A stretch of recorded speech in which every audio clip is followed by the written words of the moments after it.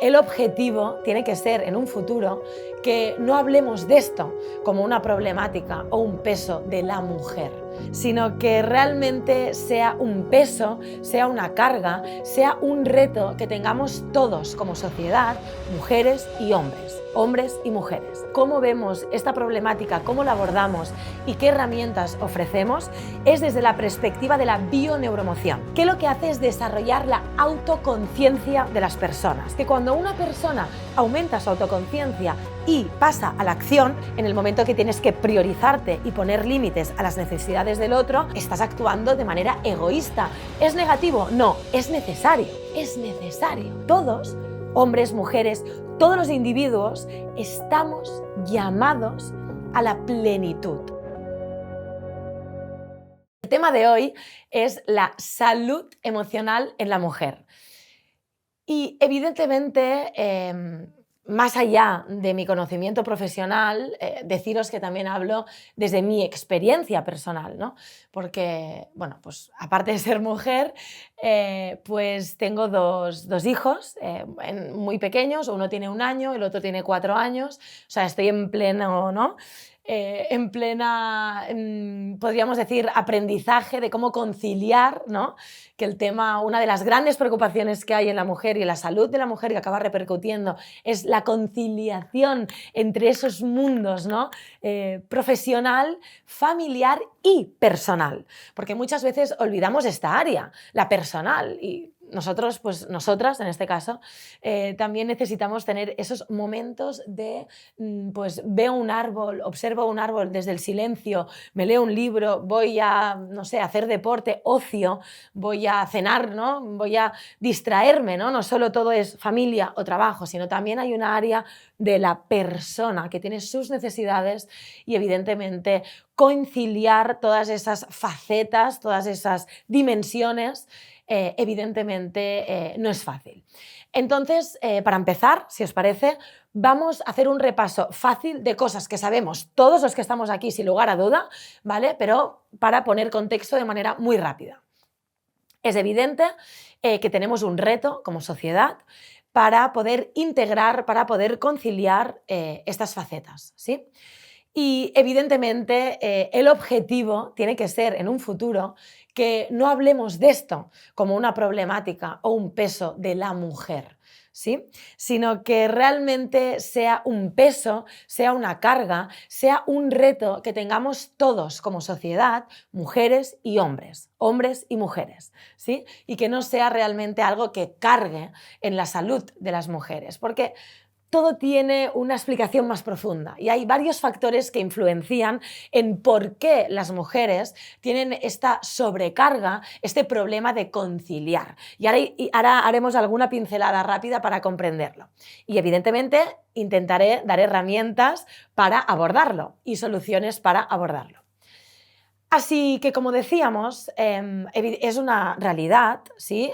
Ojalá pudiese entrar en explicar numerosos estudios que hay, no solo aquí en España, en poblaciones, en este caso mujeres españolas, sino también en Estados Unidos, en nuestros hermanos, ¿no? Latinoamericanos, en muchos países han hecho varios estudios muy bien hechos a nivel empírico, donde la conclusión es que a día de hoy la sobrecarga familiar de los niños, más específicamente, y de los hijos y del hogar, la gestión del hogar, ¿sí? Porque no es solo, cuando hablamos de familia, no hablamos de la gestión de si hay hijos, no, también es la gestión de si hay abuelos, de si hay padres enfermos, de si hay algún hermano que necesita una ayuda, de los hijos, evidentemente, también del hogar, ¿no? De la gestión del hogar. Oye, necesitamos esto se ha estropeado, ha pasado este problema, es decir, hay toda una carga mental, ¿sí? Que está muy estudiado,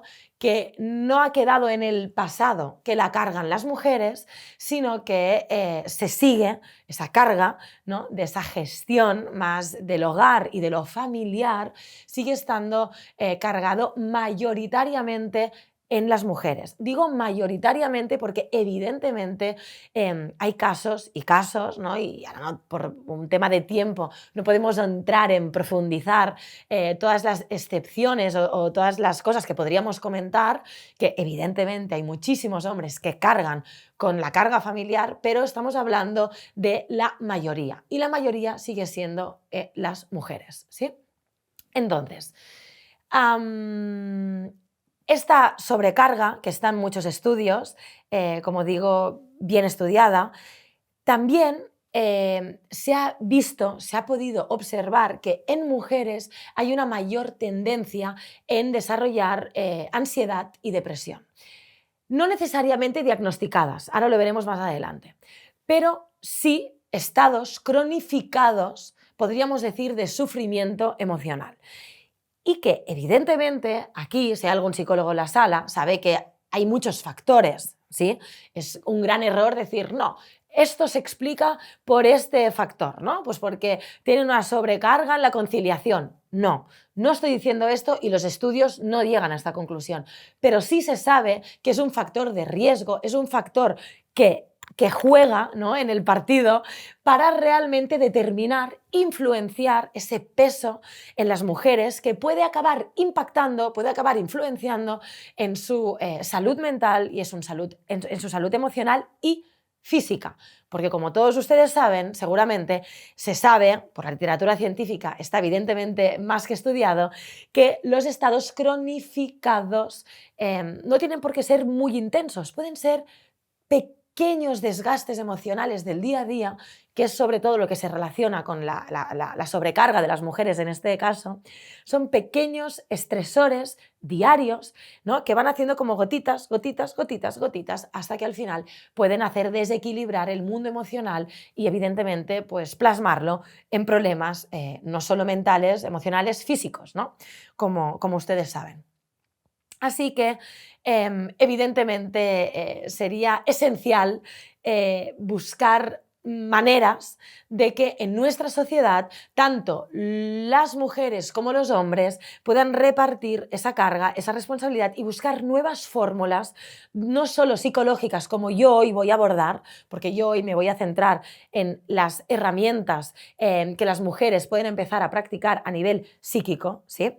Pero evidentemente esto tiene que ir acompañado con muchas más cosas a nivel social para poder empezar a diluir, a repartir esa carga que es un hecho empírico que la cargan las mujeres. Hay una realidad biológica que podría explicar que las mujeres tengamos una tendencia, tengamos un punto de partida, ¿no?, en nuestro cerebro, en nuestro sistema hormonal, nervioso, etcétera, que evidentemente marcan, explican que las mujeres tengamos esta tendencia de cargar, ¿no?, con la nutrición, con el cuidado, con el vínculo más familiar.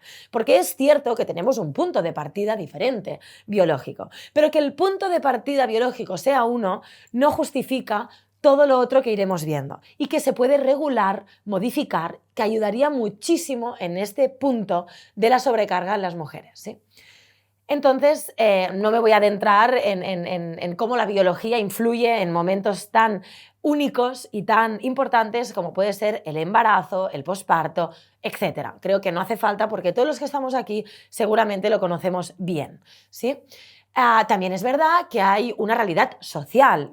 Si miramos, ¿no?, la vida de nuestras bisabuelas, abuelas, ¿no?, y más atrás, ¿no?, en los siglos atrás, pues evidentemente podemos observar que ha habido una realidad cultural y social que ha marcado que la mujer tuviera un rol, ¿no?, un rol más de asumir todo el ámbito familiar y doméstico, y el hombre, lo que ustedes ya saben, pues un rol más productivo laboral.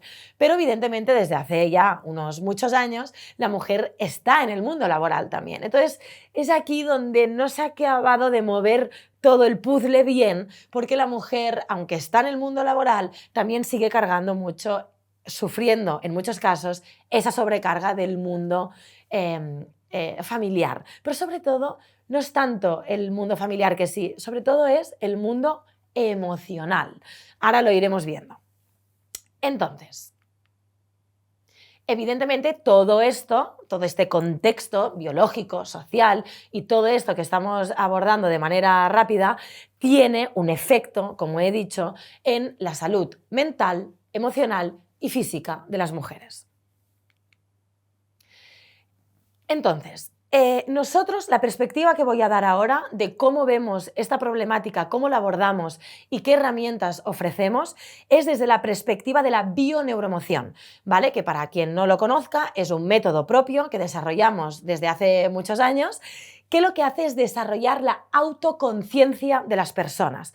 De manera resumida, ¿qué significa esto? Significa hacer consciente patrones de funcionamiento inconscientes que tenemos, todos, yo la primera, cada uno de nosotros, tenemos patrones inconscientes de funcionamiento que marcan la manera en la que nosotros interactuamos con la realidad, es decir, marcan cómo pensamos, cómo actuamos, cómo nos sentimos, las decisiones que tomamos, las relaciones interpersonales que generamos con nuestras parejas, con nuestros hijos, con nuestra familia, etc. ¿De acuerdo?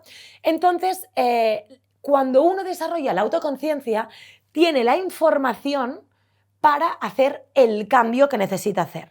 Y nosotros hemos visto sobradamente en miles de casos y estudios que hacemos que cuando una persona aumenta su autoconciencia y pasa a la acción, es decir, con lo que ha visto y aprendido pasa al cambio y pasa realmente, se da el permiso a ser, a expresarse, a autoexperimentarse, como hasta ahora no se había dado el permiso de desarrollarlo, cambia absolutamente su mundo interno y esto se plasma automáticamente con su mundo emocional y por lo tanto tiene un beneficio en su salud mental, en su calidad de vida y obviamente cabe pensar, ¿no?, en su salud física. Entonces, desde la bioneuromoción, nosotros tenemos una visión, usamos una perspectiva para observar cómo funciona la psique, ¿sí? Que bebemos mucho de la psicología analítica, de Jung, ¿sí? Jung, por si hay alguien que no lo tiene ahora ubicado, es el padre de la psicología analítica. Y la bioneuromoción bebe mucho de su visión de cómo funciona el inconsciente personal, familiar y colectivo, ¿sí? Y la importancia que tiene el inconsciente. Entonces, para resumir, es importante para continuar, resumir, para quien no conozca la obra de Jung, realmente de manera resumida qué explicó y qué importancia tiene para lo que vamos a explicar más adelante, ¿de acuerdo? Entonces, Jung contempla al individuo, su psique, ¿sí?, como un self, como un ser completo, donde dentro de la psique tenemos todos los atributos, los que os podéis imaginar. Ejemplo, el atributo del egoísmo, es decir, la capacidad de ser egoísta, de expresarme desde el egoísmo y la capacidad de ser generoso, de expresarme desde la generosidad. Entonces, en nuestro self, en nuestra psique, residen atributos que son opuestos, como este ejemplo, el egoísmo, la generosidad. Entonces, cada uno de nosotros que tiene este ser con todos los atributos opuestos en su interior, en su psique, tiene dos partes. La personalidad, lo que expresa en los atributos que la persona se identifica y que por lo tanto expresa fuera, y luego la sombra, esos atributos que la persona rechaza y no reconoce como propios, pero los tiene, son propios, pero no los reconoce. Imaginaros que yo, mi personalidad, me identifico y por lo tanto es lo que expreso y lo que enseño más, mi máscara, lo que enseño más al mundo es que soy una persona muy generosa. En cambio, mi sombra es que soy una persona... en mi sombra escondo el egoísmo. Pero no quiere decir que yo no tenga la capacidad o la necesidad en contextos o en etapas o en momentos, según la situación, de expresarme y de ser egoísta.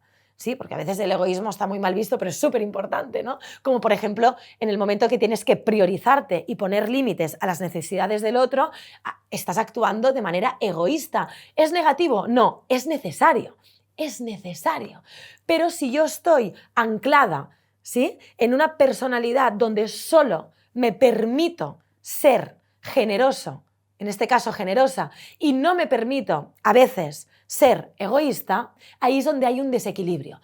Y lo que decía Jung es que todos, hombres, mujeres, todos los individuos estamos llamados a la plenitud, a integrar esos dos, imaginaros como si fuera internamente en nuestra psique el yin y el yang, ¿sí? Pues estamos llamados a integrar esas energías, a que se complementen, hacer un baile equilibrado de ahora me permito expresar esta parte de mí, pero ahora me permito expresar esta parte de mí. De mi otro yo, podríamos decir, ¿sí? Eso Jung lo llamaba el proceso de la individuación. El proceso de la individuación justamente es lo que acabo de decir, es ese proceso de maduración donde el individuo en diferentes etapas de su vida se permite expresar y desarrollar un atributo o otro atributo.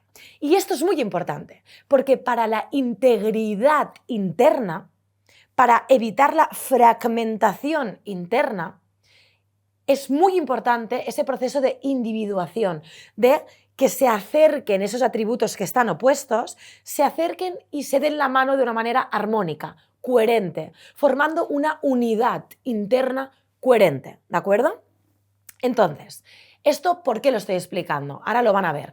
Pero es muy importante para trabajar la salud emocional de la persona y la salud mental y física de la persona. Ya lo van a ver, ahora voy a poner algún ejemplo práctico. He explicado atributos como en general, pero todos estos atributos, ¿sí?, los podríamos englobar en dos tipos de energías que cada uno de nosotros tenemos en nuestra psique. Hay la energía masculina y la energía femenina. Lo masculino no es de los hombres y lo femenino no es de las mujeres. Todos en nuestra psique tenemos ambas energías y el problema surge cuando solo expresamos y desarrollamos una de ellas, silenciando la otra, ¿no? Entonces, la energía masculina tiene una serie de atributos específicos de esta energía. Ahora pondré un ejemplo para que se entienda. Y la energía femenina tiene también sus atributos característicos, que al final los atributos no deja de ser una manera de relacionarse con el mundo, con el exterior, ¿sí? Entonces, por ejemplo, la energía masculina, ¿no? No tengo tiempo de profundizar mucho, pero ¿qué atributos o qué dinámica podríamos observar típica de la energía masculina? Repito, masculino no significa igual a hombre, porque aquí hay mucha confusión, ¿no? Una cosa son las teorías, ¿no?, analíticas, que cuando se habla de lo femenino y lo masculino tenemos muy claro que no es hombre-mujer, pero el mundo, como lo femenino al final es normal que se relacione con la mujer por todo lo que hemos hablado, ¿no? Por un tema del punto de partida biológico, por un tema cultural, por un tema social, es normal, ¿vale? Pero quiero incidir que sobre todo ahora cuando hablo de femenino o hablo de masculino, ¿de acuerdo?, es las energías que toda psique tiene en su interior, ¿sí? Muy bien. Y ese proceso de integración que estaba diciendo justamente va en relación a esto, a que cada individuo tiene que desarrollar esas dos energías y complementarse, ¿de acuerdo? Y con la pareja, ¿no? Por ejemplo, los papás, una familia, ¿no? Los papás de unos hijos. Es muy importante que tanto el hombre trabaje su parte femenina como que la mujer también se dé el permiso de trabajar su parte masculina, sin rechazar, ojo, que esto también es un gran error que cometemos y siempre pensamos, si ahora tengo que trabajar esto, reprimo lo otro. No, lo importante es integrar ambas energías. Entonces, ¿qué hay en lo masculino?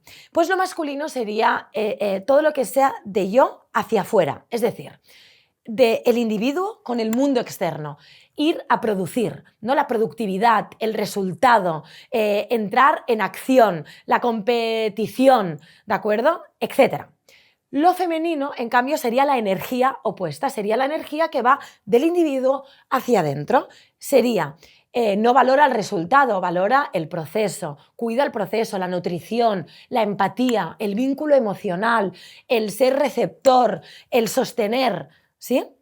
Entonces, para no alargarme más en este sentido, creo que se entiende que cada energía tiene una manera de relacionarse con el mundo y es muy importante no subordinar una a la otra, que esto es lo que sucede no solo a nivel individual, sino a nivel social.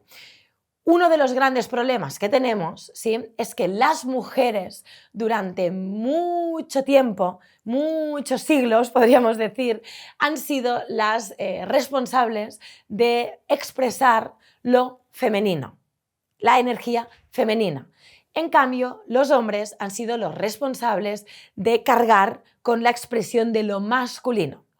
Pero ¿qué sucede? Que desde hace ya muchos años sucede que la mujer tuvo que entrar en el mundo de lo masculino, en una cultura masculina, que es lo que muchas se llama, ¿no?, socialmente la sociedad patriarcal. Cuando se habla de la sociedad patriarcal, en verdad se refiere a que la cultura le da valor a una serie de atributos y a otros no. Por ejemplo, a nivel de nuestra sociedad occidental, pues le damos mucho más valor a si has estudiado 10 másters, a si has tenido 2 hijos y has sido capaz de criar 2 vidas, nutrirlas, ¿no? En los currículums de LinkedIn, pues rara vez, ¿no?, se pone, oye, que he sido capaz de educar o de criar o he estado nutriendo, yo qué sé, 4 hijos, ¿no? Pues es como que socialmente se le ha dado valor a lo masculino, a competir, no a colaborar, a cooperar, por ejemplo, ¿no?, al resultado, no al proceso, etc.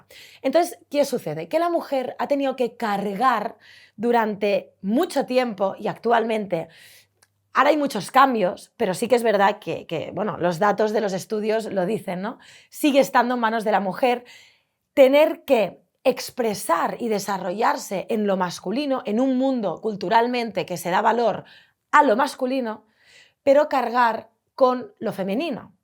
Encima, sin sentir que está valorado a nivel cultural y social. ¿Sí? Que no está valorado. Porque muchas veces lo femenino se vive más desde el silencio. Entonces no tiene ese reconocimiento que puede tener, pues, lo masculino a nivel social. Y esto evidentemente tiene muchísimas implicaciones a nivel del inconsciente de las mujeres. Porque, para quien no lo sepa, todos tenemos un inconsciente. El inconsciente es información albergada en nuestra psique más profunda que no operamos en el día a día, no sabemos qué nos está influenciando en nuestra manera de ver el mundo, de sentirnos, de actuar, de relacionarnos. No somos conscientes. Aquí conscientemente nos damos unos argumentos, pero que no somos conscientes de las creencias inconscientes, limitantes, que realmente nos están influenciando en cómo vamos viendo el mundo. ¿Sí? Entonces, fíjense que las mujeres, en nuestro inconsciente individual, familiar y colectivo, arrastramos todas esas creencias limitantes y toda esa carga de lo femenino, de que tenemos que cargar nosotras con esto, cuando no es así. No es verdad, gracias a Dios no es verdad. ¿Sí? Lo que pasa es que en nuestro inconsciente están esas creencias limitantes.